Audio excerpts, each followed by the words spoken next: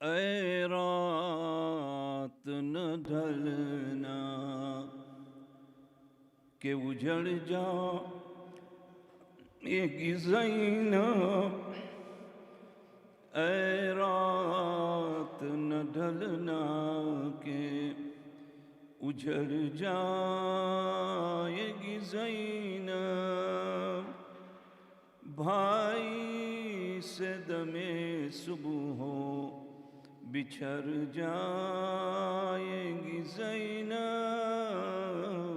اے رات نہ ڈھلنا کہ اجڑ جائے گی زینب، سونے دے سکینہ کو کہ پھر سو نہ سکے گی، سونے دو سکینہ کو پھر رو نہ سکے گی، اصغر سے ملاقات تو پھر ہو نہ سکے گی،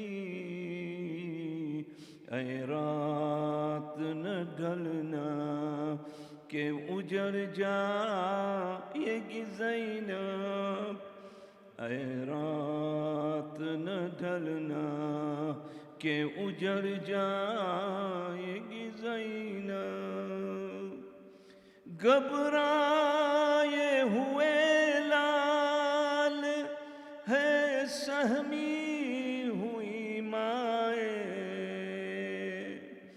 جی بھر کے میں دے لوں علی اکبر کو دعائیں لینا ہے، ابھی اون و محمد کی بلایاں، اے رات نہ ڈھلنا کہ اجڑ جائے گی زینب، اے رات نہ ڈھلنا کہ اجڑ جائے گی زینب، بر محمد وآل محمد صلوات۔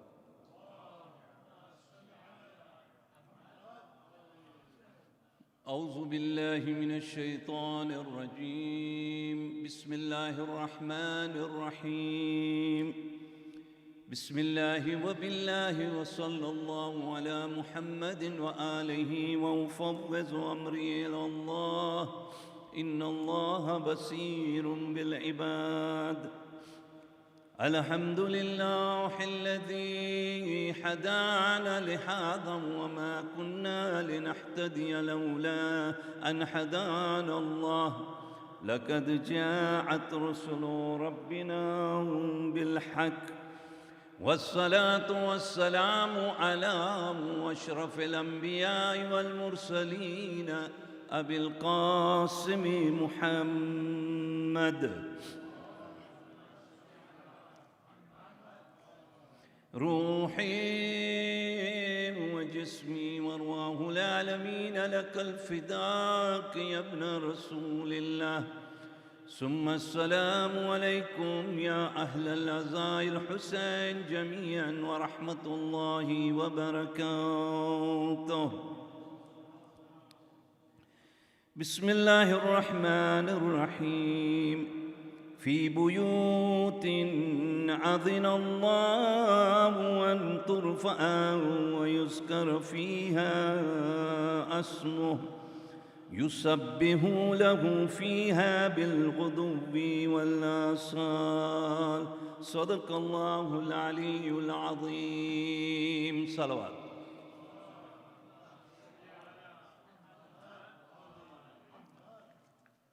Tonight is a very important night actually for the Shia community, and it is for that reason that this particular day is mentioned on our calendar as Yaum Gham. This is an important event because about 100 years ago, it is exactly 100 years today, that King Saud had destroyed all the graves in Jannatul Baqi. And because for many scholars, Yaum Gham is just like the day of Ashur.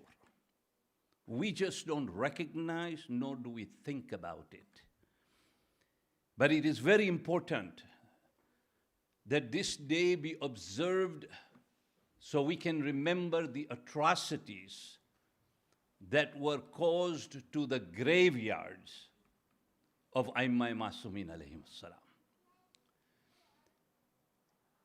In Medina, I don't know how many of you have been to Medina. Amir Bhai, have you been to Medina? Yes? Medina should always be in our du'as that Allah gives us the opportunity to go to Medina. Medina, if you look at Jannatul Baqi, this is one of the largest cemeteries in the world today. Just as we have cemetery in Iraq, this is also among one of the largest cemeteries in the world. And this cemetery came into existence is when the Holy Prophet came to Medina and he lost a very, very good companion whose name was Osman bin Masoon. He was such a close friend of the Holy Prophet that history says that the Holy Prophet performed namaz-e-janaza for him, and he is among one of those whose, when we have a nikah ceremony, we recite a khutbah in that nikah ceremony. And in this nikah ceremony, when that khutbah is recited, that particular khutbah was among the first time that khutbah was ever recited by the Holy Prophet at his time. First time. And Osman bin Maz'un, when he died, he was buried. That Jannatul Baqi had no graves at that time. It was an open land. Then there was a division, and then there was another land on which the Jews, the Muslims, used to bury their dead on that side. We don't take the time to go and see that side because we don't see any importance of it. But it is in that side of the cemetery is where Uthman bin Affan, the Khalifa of Muslimin, was actually buried on that side. That side had then had a division, and that division was removed, and the graves from Jannatul Baqi, which at that time was only one grave of Uthman bin Masoon. The second grave that came into play was of that who was the son of the Holy Prophet, Hazrat Ibrahim.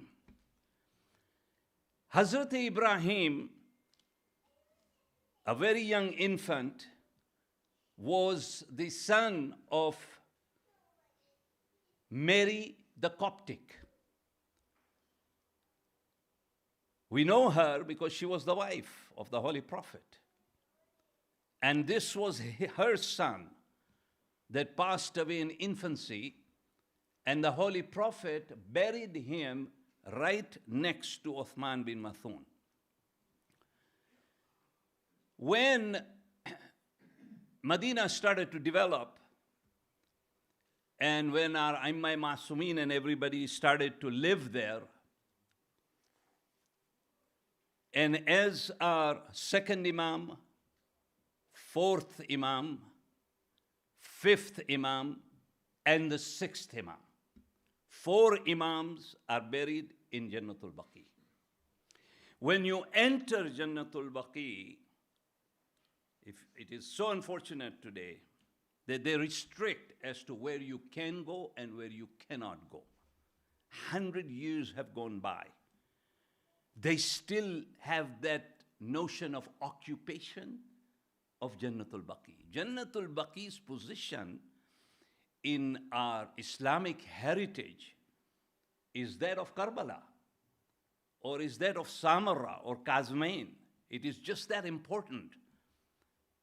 But if you go there, the qabrs are grounded completely, and there is absolutely no sign at all anywhere to tell us that whose grave are we visiting there.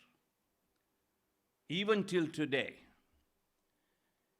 they consider that going to the grave is shirk.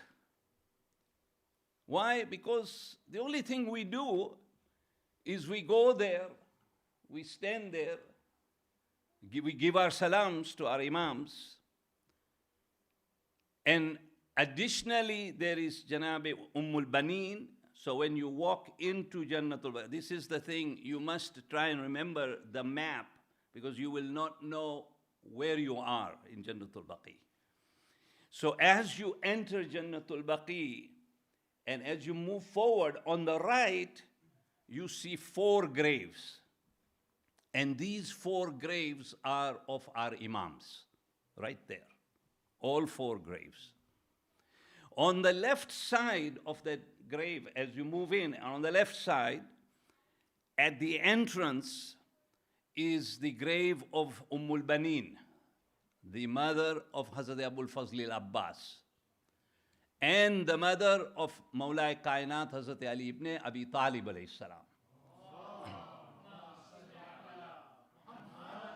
Fatima bint Asad, she is also buried right there. But again, there are absolutely no signs at all. They believed that it was shirk. To them, shirk is that you are believing or comparing somebody to Allah subhanahu wa ta'ala. Now, when we go to a shrine, because all of those were shrines actually, when we go to their shrine there, what do? We do our du'as, we say our salams, and then we ask Allah subhanahu wa ta'ala for whatever our needs are, that through this imam or this lady, that may Allah subhanahu wa ta'ala accept our du'as. To them, that is shirk. And if you ask them, and we've had arguments right there, because the guards will come and pull you away from there. They will not even let you recite ziyarah from the outside of Jannatul Baqi. They'll come and harass you, basically. So when you are reciting ziyarah, they'll harass you. So you ask them. You say, why are you not allowing us? He says, this is shirk. So the question to them is then, how do you ask Allah subhanahu wa ta'ala? They'll tell you, oh, we go to the mosque and we do directly our du'as. But what do? Do you just sit there and recite du'a? Or is it that you have something through which you are sending a wasila? In their case, it's the Holy Quran. They'll tell you, we have the Holy... So you are having a wasila. It isn't that wasila is a shirk, that you go to a qabr and you seek what you want. And it is through them, because it is said to us that those who are closer to Allah subhanahu wa ta'ala, go to them because they are closer. We are sinful. We can go somewhere, we can seek. If I want to go and see the President of the United States, I cannot just walk into the White House and say, I'm here to see the President of the United States. No, you can't. It doesn't matter. So what do? You have to seek someone through which you can now get the opportunity to meet the president because that person happens to be closer to the president. In our faith, it is the same thing. That Aimma Masumin alayhi salam are closer to Allah subhanahu wa ta'ala. Therefore, you go there. One of the interesting things that I will tell you, it will surprise you, is when you walk into a cemetery here, the graves are all flat. The Sunni community at that time, to differentiate between Shia and Sunni, what they used to do is they used to have a qabr that had a shape of a hump of a camel. In Africa and in Asia, very common. Even among ours. Even though in our Sharia it is makruh to have a qabr that has a hump-like situation, but we see that. It's makruh, so people say makruh. Mara bapa ye banai vishe to sukam yadi karui. Unchi to unchi. But the Holy Prophet said that if you want to raise the qabr, it shouldn't be more than 6 inches. So what happens is when we go to the qabristan, we choose 2 types of qabr.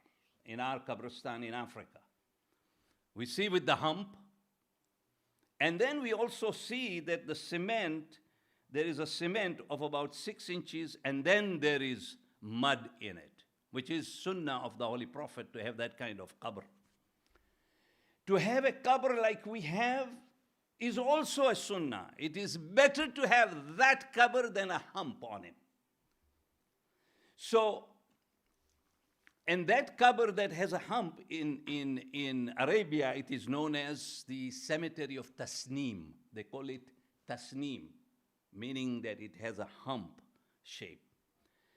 But of course, to the Wahhabis, it didn't matter. Because for them, the only thing that was important was Quran. They said, all we can have is Quran. Well, if you look in the history, you see many incidents that happened in the life of the Holy Prophet. It was very common for Janab Fatima to Zahra Salamullah alayha and the Holy Prophet to go to the Mount of Uhud. Again, I pray to Allah subhanahu wa ta'ala you get that opportunity to see that. Because right now, everything is there. But God help us, because you don't know what could happen within a year's time in Saudi Arabia. Nobody knows. Nobody can predict. But if you go there today, you will see that the mountain of Uhud is there. And you get the opportunity to go there. Next to Mount of Uhud is the qabr of Hazrat Hamza. Hazrat Hamza was the uncle of the Holy Prophet. They were so close to each other. And therefore the Holy Prophet and Janab Fatima Salamullah alayha used to go there and sit there. The first tasbih that came into Islam was not of Karbala. It was from the qabr of Hazrat Hamza. Because he was known as also, just like Imam Hussein was known, he was known as Sayyidul Shuhada. He was the leader of the Shuhadas at the time. He was a tall guy, and they used to bring the mud from there, and Bibi Fatima used to have the beads, the 99 beads that we do today. It used to be at that time coming from the grave of Hazrat Hamza. But Hazrat Hamza was killed in the Battle of Uhud. Now we hear that Muawiyah lanatullah alayh,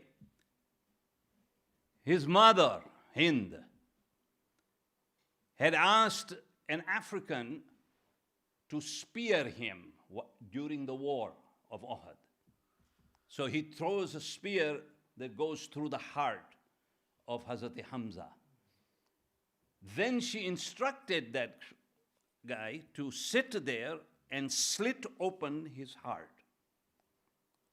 They opened up the whole body. They took every organ, not just as we hear many a times that the only organ that Hind had was the liver. No, liver was something that she chewed. But she took out every organ and she made a necklace of it. Imagine that. This is how ruthless these people were. They made a necklace out of it. She made a necklace. Hazrat Hamza had a sister called Safiya. And Safiya started to cry when she heard that her brother had passed away. So she insisted to Imam Ali alayhi salam that I would like to go and see my brother on the battlefield because he was a shaheed. There was no need for anybody to take him for ghusl. You can be buried right there. So immediately at that point, the Holy Prophet said no. He says to Imam Ali alayhi salam, he said, tell Safiya that she cannot come and see him because of the condition in which he was. She insisted. She said, I have to see my brother. She requested the Holy Prophet that please allow me to go and see. So the Holy Prophet comes to the body of Hazrat Hamza. He takes out his abba and he puts it on the mayyat of Hazrat Hamza. Not only had they taken out the organs, they had taken out his eyes. They had taken out his nose. They had taken out his ears. They cut all the 5 fingers on both sides, and they cut the finger of the feet as well. When the Holy Prophet came and he kept that abba on him, because Hazrat Hamza was a tall person, you could still see his feet, and he did not want Safiya to see that. So he asks Imam Ali alayhi salam, he said, why don't you go and get me some shrubs of tree and let me hide that leg. When Safiya comes, and it was a very sad event for the Holy Prophet, a very sad event, that the Holy Prophet is looking at the condition of his uncle and thinking, just imagine how did they kill Hamza in the way they did. When Safiya comes, she could not resist, so she pulls out the upper side of the mayyat's clothing. And she saw the heart of her brother torn open, removed from the body. And it was very common for the Holy Prophet to visit his graveside. Tonight, as we also observe the 1-year anniversary of Sister Maryam Bai Megji's mother, may Allah give her place in Jannah. We pray to Allah subhanahu wa ta'ala that, Ya Allah, keep her among and in the vicinity of Ahlul Bayt alayhimus salam. She's fortunate that after 1 year, her own daughter is remembering. And these are some of those most valuable cultural aspects that we have, that we hang on to.